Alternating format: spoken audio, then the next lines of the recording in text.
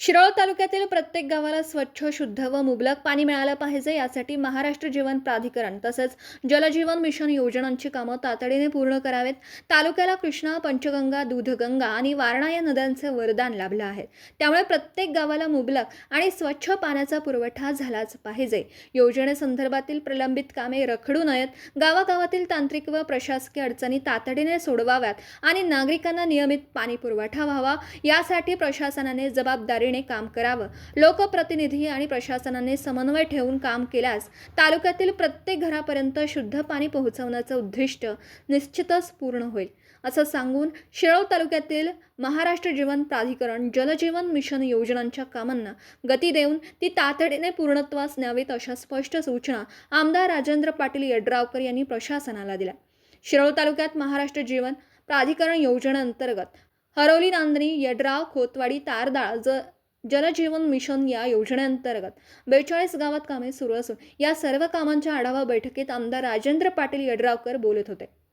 बैठकीच्या प्रारंभी पाणी पुरवठा विभागाचा अभियंता लोहार व जीवस प्राधिकरण योजनेचे सोनलकर यांनी तालुक्यात सुरू असलेल्या विविध पाणी पुरवठा योजनांची माहिती सादर केली।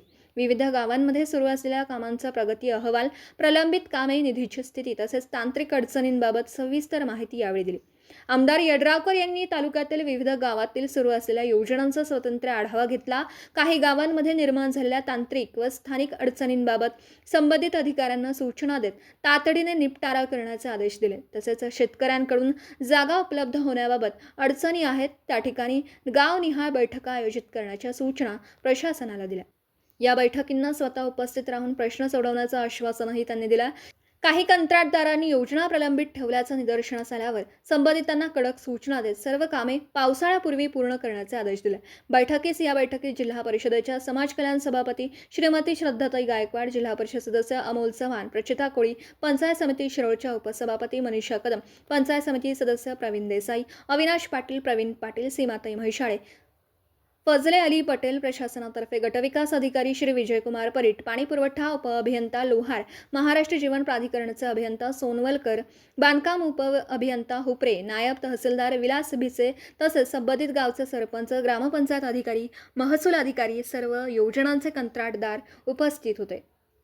मराठी एस न्यूजसाठी जयसिंगपूरहून संदीप आडसूळ।